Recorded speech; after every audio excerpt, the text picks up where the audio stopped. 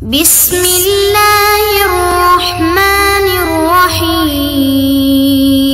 بسم اللہ الرحمن الرحیم۔ عزیز طلبہ کرام، السلام علیکم ورحمۃ اللہ وبرکاتہ۔ آج ہم عالم اسلام کے وسائل و مسائل کا سبق نمبر 88 پڑھیں گے۔ آج کا ہمارا سبق عراق کے حصہ پنجم پر مشتمل ہوگا۔ ہمارا پچھلا سبق عراق کے حصہ چہاروں پر مشتمل تھا اور اس کے اندر ہم نے خلیجی جنگ کے اسباب کے بارے میں پڑھا۔ آج کا ہمارا سبق 2 پوائنٹس پر مشتمل ہوگا۔ پہلے پوائنٹ کے اندر ہم خلیج کی جنگ کا بقیہ حصہ دیکھیں گے۔ اسی طرح آج کے سبق کا ہمارا دوسرا پوائنٹ خلیج کی جنگ کے نتائج پر ہوگا۔ تو یہ آج کے سبق کے ہمارے 2 پوائنٹس ہیں جس پر ہم بات کریں گے۔ تو چلتے ہیں خلیج کی جنگ کے بقیہ حصے کی جانب۔ 22 جون 1999 کو امریکی جہازوں نے موصل کے نواح میں نصب عراقی ریڈار کو تباہ کر دیا۔ اقوام متحدہ نے 22 نومبر 1999 کو عراق خام مال کے بدلے تجارت کرنے کی مدت میں توسیع 2 ہفتے کی، مگر چونکہ اشیاء کی درآمد کے لیے یہ مدت کم تھی اس لیے عراق نے تیل کی برآمد روک دی۔ 31 جنوری 2002 کو عالمی ایٹمی توانائی ایجنسی نے عراق میں NPT کے تحت ایٹمی تنصیبات کے معائنے کے بعد 9 پرابلم کی رپورٹ دی۔ امریکہ نے 17 فروری 2002 کو پھر عراق پر حملے کی دھمکی دی، جبکہ سعودی عرب، شام وغیرہ نے مخالفت کی اور کہا کہ اگر عراق پر حملہ ہوا تو اس کے سنگین نتائج ہوں گے۔ 28 فروری 2002 کو امریکی صدر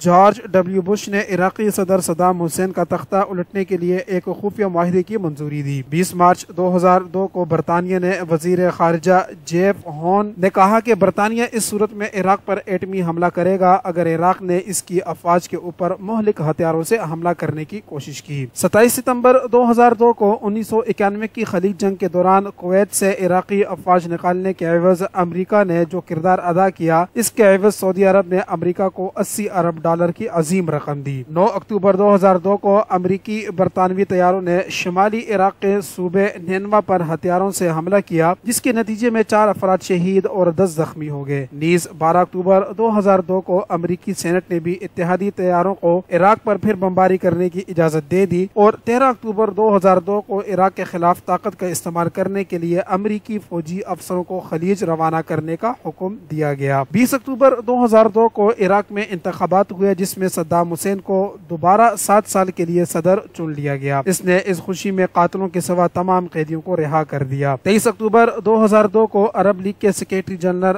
امرموس نے کہا کہ اگر امریکہ نے عراق پر حملہ کیا تو مشرق وسطی میں ان کے لیے جہنم کے دروازے کھل جائیں گے۔ 3 نومبر 2002 کو 7 جنگی جہازوں پر مشتمل USS کانسٹیلیشن بیل گروپ 8000 امریکی سیلرز اور میرین فوجیوں کو لے کر خلیج فارس روانہ ہو گیا۔ 3 جنوری 2003 کو امریکی محکمہ دفاع نے عراق کے خلاف ممکنہ جنگ میں حصہ لینے کے لیے ہزاروں فوجیوں کو خلیج روانہ ہونے کا حکم دے دیا۔ صدر بش نے کہا اگر صدام نے ہتھیار تباہ کرنے سے انکار کر دیا تو امریکی فوج جنگ کرے گی۔ 7 جنوری 2003 کو اتحادی طیاروں نے عراق پر بمباری کی جس سے 2 افراد شہید اور 13 زخمی ہوئے۔ برطانیہ نے بھی 1500 فوجیوں کو بحری بیڑوں سمیت تیار رہنے کی ہدایت کر دی۔ فرانسیسی فوج بھی الرٹ ہو گئی۔ 10 جنوری 2003 کو امریکہ نے عراق پر حملہ کرنے کے لیے درجنوں جنگی جہاز عراق بھیج دیے۔ ان جہازوں میں 2000 وزنی بم لے کر جانے کی صلاحیت بھی موجود تھی۔ ترکی نے بھی امریکہ کو اپنے فوجی اڈوں اور بندرگاہوں کے جائزے کی اجازت دے دی۔ 13 جنوری 2003 کو سعودی عرب نے تنبیہ کی کہ عراق کے خلاف جنگ سے سب کا نقصان ہوگا۔ نیز کابینہ کے اجلاس میں مطالبہ کیا گیا کہ عرب ممالک کو مسئلے کا پرامن حل نکالنے کی اجازت دی جائے۔ سعودی عرب سمجھتا ہے کہ عراق کے خلاف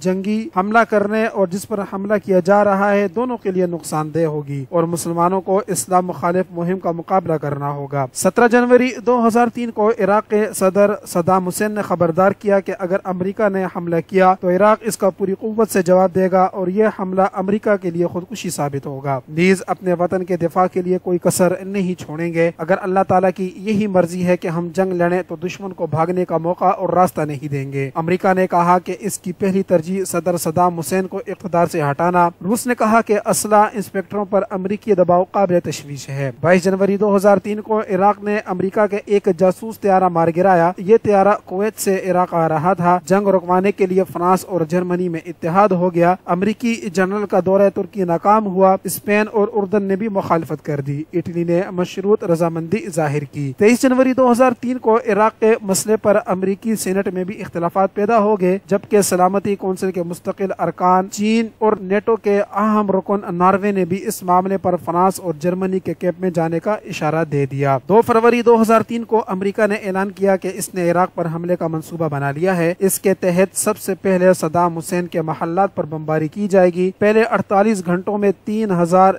लेजर गाइड बम और मिसाइल फायर किए जाएंगे और मार्च में अरब सरबराह कॉन्फ्रेंस से कबल सद्दाम हुसैन की हुकूमत खत्म हो जाएगी। 4 फरवरी 2003 को बरतानवी हुकूमत ने अपनी मुसल्लह अफवाज को जंग की सूरत में सद्दाम हुकूमत का खात्मा करके इराक पर कब्जे की तैयारियों का हुक्म दिया, जो 3 बरस तक जारी रह सकता है। 7 मार्च 2003 को अक़वाम मुत्तहिदा के चीफ इंस्पेक्टर हैंस बिलिक्स ने सलामती कौंसिल में रिपोर्ट पेश की, जिसमें कहा गया था कि इनकी टीम को अमेरिका की तरफ से इराक पर मोबाइल लेबार्टरियों में ममनुआ हथियार छुपाने का इल्जाम साबित नहीं हो सकता। उन्होंने इराकी रवैये की भी तारीफ की। खलीज की जंग के दौरान अल हकम प्लांट में जखीरा किया गया कीमियाई मवाद को बाद में तबाह करने पर इस खदशे का इजहार किया गया कि बड़ी मिकदार में मज़कूरा मवाद को जाया नहीं किया गया। इस अमर का इम्कान है कि इराक में ममनुआ असलहा की तैयारी का प्रोग्राम जारी रखा हुआ है। अमेरिका बदस्तूर अदम ताउन का राग अलाप रहा है, हालांकि ऐसा नहीं है। इधर 9 मार्च 2003 को सऊदी अरब ने सदर सद्दाम हुसैन को पनाह देने से इनकार कर दिया और कहा कि वो पहले बहुत से लोगों को पनाह दे चुके हैं। 10 मार्च 2003 को पाकिस्तान के वजीर आजम मीर जफरुल्लाह खान जमाली ने ऐलान किया कि हम इराक के खिलाफ जंग में हिस्सा नहीं बनेंगे। हमने ये फैसला सारे हालात को सामने रख कर किया है और पाकिस्तान इराक के खिलाफ अक़वाम मुत्तहिदा में पेश करदा किसी करारदाद के हक में वोट नहीं देगा। 11 मार्च को वजीर आजम ने कहा कि जंग की हिमायत मुश्किल होगी, इराक को मजीद वक्त मिलना चाहिए। अमेरिका ने रूस को कहा। 12 मार्च 2003 को अमेरिका ने सलामती कौंसिल में इराक के खिलाफ करारदाद पेश की। अगर इस पर रूस ने वेटो कर दिया तो इसे संगीन नताज का सामना करना पड़ेगा। सद्दाम के पास वक्त कम है। अमेरिका और बरतानिया को सद्दाम की 6 शराइत मंजूर करने पर करारदाद वापस लेने का ऐलान कर दिया गया, जबकि अगले रोज रूस ने अपने रद्द अमल का इजहार करते हुए कहा कि नई अमेरिकी करारदाद भी वेटो कर देंगे। 5 ममालिक ने बरतानवी तजावीज मुस्तरद कर दी। आखिरकार वो वक्त आ गया जब अमेरिका ने इराक को मुकम्मल तौर पर तबाह करने का इरादा कर लिया। एक बार फिर सकूत बगदाद हुआ और बगदाद की रौनकें फिर से बर्बाद हो गयी। 16 मार्च 2003 को अमेरिका ने इराक को 24 घंटे की मोहलत दी और कहा कि सफारतकारी या जंग का फैसला सद्दाम हुसैन करेंगे। 19 मार्च 2003 को अमेरिका के सदर बुश की जानिब से इराक पर जमीनी व फिजाई हमला करने के लिए रस्मी ऐलान किसी भी लम्हे में होगा। 20 मार्च 2003 को अमेरिका ने इराक पर बाकायदा बड़ा हमला करके कुवैती सरहद के एक कस्बे उम्मे कसर पर कब्जा कर लिया। हमले के दौरान दर्जनों शहरी और 7 इराकी फौजी शहीद हो गए। अमेरिकी तैयारों ने सद्दाम के महलों पर 2000 पाउंड वजनी क्लस्टर बम बरसाए। 70 क्रूज मिसाइल फायर किए गए। 21 मार्च 2003 को अमेरिका ने डेजी कटर बमों से सदर सद्दाम हुसैन के महल समेत दर्जनों इमारतों पर हमला करके इन्हें जमीन बोस कर दिया। सैकड़ों इराकी शहीद। इराकी फौज ने अमेरिकी हेलीकॉप्टर और तैयारा मार गिराया। 16 कमांडोज हलाक। करकुक, मूसल और बगदाद पर जंगी तैयारों के मुसलसल हमले में 3000 लेजर गाइडेड मिसाइल फायर किए गए। रात भर शहर धमाकों से लरसता रहा। 30 कुओं में आतिशज़दगी हुई। 26,000 फौजी बसरा के करीब पहुंच गए। सहराई एयरफील्ड तेल के जखायर पर कब्जा और 600 इराकी फौजी जंगी कैदी बना लिए गए। 22 मार्च 2003 को बगदाद पर रात गए तक वक्फे से अमेरिकी तैयारे बमबारी और मिसाइल बरसाते रहे, जिससे बसरा शहर धमाकों से लरसता रहा। उम्मे कसर की बंदरगाह पर कब्जे से इत्तेहादी फौज ने जुनूब में मुकम्मल कंट्रोल हासिल कर लिया, क्योंकि इराकी फौज को उम्मे कसर से फौजी और शहरी रसद बंद हो गई। सफवान में 50 इराकी फौजियों ने हथियार डाल दिए। अरब लीग ने 24 मार्च 2003 को इराक के खिलाफ अमेरिका और इत्तेहादी कार्रवाई को अक़वाम मुत्तहिदा के चार्टर की खिलाफ वर्जी करार देते हुए इसकी मजम्मत की और जंग बंद करके इराक से फौजों की फौरी और गैर मशरूत तौर पर वापसी का मुतालबा किया। 12 अप्रैल 2003 को इत्तेहादी फौज ने हजरत अली रजी अल्लाह तआला अन्हु और हजरत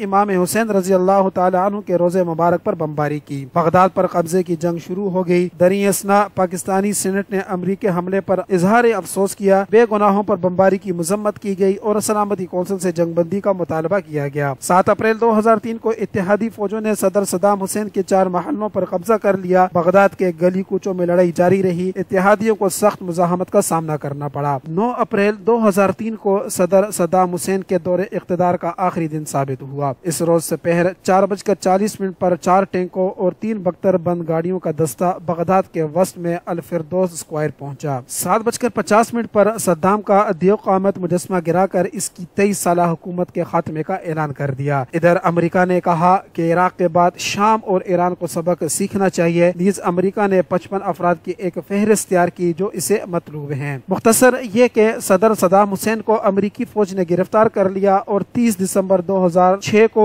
صبح 6:05 پر طلوع آفتاب کے وقت پھانسی دے دی گئی۔ صدام نے پھانسی سے قبل اللہ اکبر کے زوردار نعرے لگائے اور نقاب پہننے سے انکار کر دیا۔ اس نے موت کی آنکھوں میں آنکھیں ڈال کر خوش آمدید کہا اور نہایت اطمینان سے خالق حقیقی کو جا ملے۔ آخری بار انہوں نے نام نہاد عدالت میں حاضری کے موقع پر کہا تھا کہ وہ جانتے ہیں کہ امریکہ ان کو مار دے گا، لیکن دشمنوں کے ہاتھ مرنا وہ باعث سعادت سمجھتے ہیں۔ عراق کی امریکن نواز حکومت نے صدر صدام کے ساتھ ہی ان کے سوتیلے بھائی برزان ابراہیم اور سابق چیف جسٹس عواد البندر کو بھی پھانسی دینا تھی، مگر ان کی پھانسی ملتوی کر کے صدر صدام کو عید الاضحیٰ کے دن پھانسی دی۔ بعد ازاں ان دونوں کو 15 جنوری 2007 کو بغداد میں صبح کے وقت پھانسی دے دی گئی۔ عزیز طلبہ کرام، اس طرح ہمارے سبق کا یہ پوائنٹ مکمل ہوتا ہے جس کے اندر ہم نے خلیج جنگ کے بارے میں پڑھا۔ اب چلتے ہیں آج کے سبق کے دوسرے پوائنٹ کی جانب، جس کے اندر ہم خلیج جنگ کے نتائج پر گفتگو کریں گے۔ خلیج جنگ کی وجہ سے مسئلہ فلسطین کے حل کے امکانات معدوم ہو گئے، حالانکہ اس مسئلے کے حل کے امکانات کافی حد تک روشن تھے، جس سے تنظیم آزادی فلسطین کو زبردست نقصان پہنچا جس کا ازالہ کسی صورت بھی نہیں ہو سکتا۔ اس جنگ کا نتیجہ یہ نکلا کہ امریکہ سپر پاور بن کر سامنے آ گیا، جس کا ثبوت اس بات سے ملتا ہے عراق کی جنگ کے دوران اقوام متحدہ کے تمام فیصلے امریکہ کی مرضی کے مطابق ہوتے رہے اور آج تک کسی ملک کو جرأت نہیں ہوئی کہ وہ امریکہ سے آنکھوں میں آنکھیں ڈال کر بات کر سکے۔ امریکہ نے خلیج کی جنگ میں ناکارہ اسلحہ تباہ کر کے سعودی عرب سے خطیر رقم وصول کی۔ اس طرح امریکہ نے اپنی فوجی تنخواہوں کو بچا کر اس کی ذمہ داری بھی سعودی عرب پر ڈال دی، جس سے امریکہ کو اربوں ڈالر کا فائدہ حاصل ہوا۔ اقوام متحدہ کے مشورے کے مطابق عرب ممالک نے زیادہ تر تیل کی آمدنی کو اسلحہ کی خریداری پر خرچ کیا، جس کا سب سے زیادہ فائدہ امریکہ کو ہوا، جنہوں نے جنگ کی آڑ میں اپنا ناکارہ اسلحہ بھی مہنگے داموں فروخت کر دیا۔ امریکہ نے امت مسلمہ کو 2 گروہوں میں تقسیم کر دیا، جس کا فائدہ بھی امریکہ کو ہوا۔ اس نے عراق جنگ میں بے شمار مسلم ممالک کو اپنا حلیف بنا لیا اور بے شمار مسلم ممالک اپنے مسلمان بھائیوں سے ہمیشہ کے لیے کٹ گئے، اور اس طرح امت مسلمہ کو اکٹھا ہونے کے لیے ایک بڑا وقت لگے گا۔ خلیج کی 43 دن کی جنگوں میں سعودی عرب کا اربوں ڈالر کا نقصان ہوا، جس سے اس کی معیشت پر بہت برا اثر پڑا۔ اس جنگ کے نتیجے میں امت مسلمہ کو معاشی طور پر مفلوج کرنے کا منصوبہ بھی کسی حد تک کامیاب ہو گیا۔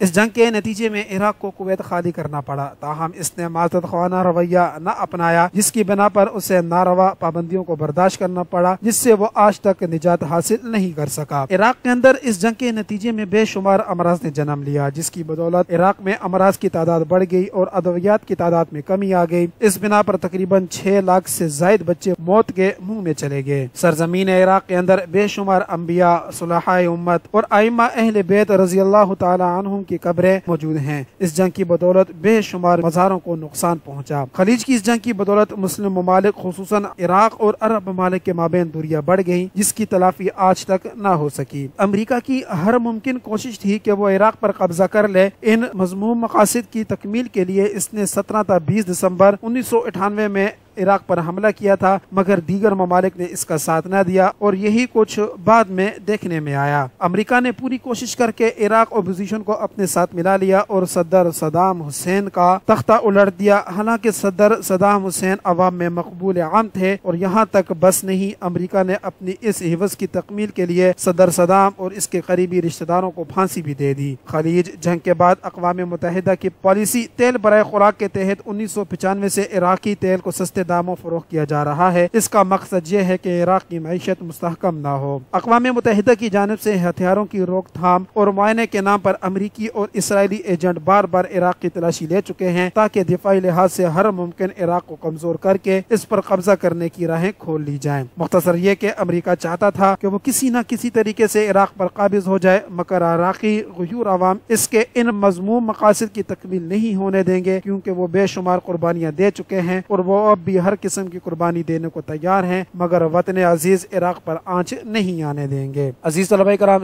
ہمارے یہ آج کے سبق کا یہ دوسرا پوائنٹ مکمل ہوا۔ آج کے سبق کا خلاصہ جان لیتے ہیں۔ آج کے سبق کے اندر ہمارے پاس 2 پوائنٹس ہیں جس پر ہم نے بات کی۔ ہمارے سبق کا پہلا پوائنٹ خلیج جنگ کا بقیہ حصہ تھا اور دوسرے پوائنٹ کے اندر ہم نے خلیج جنگ کے نتائج پر گفتگو کی۔ تو اس خلاصے کے ساتھ ہی ہمارا آج کا سبق مکمل ہوتا ہے۔ السلام علیکم ورحمۃ اللہ وبرکاتہ۔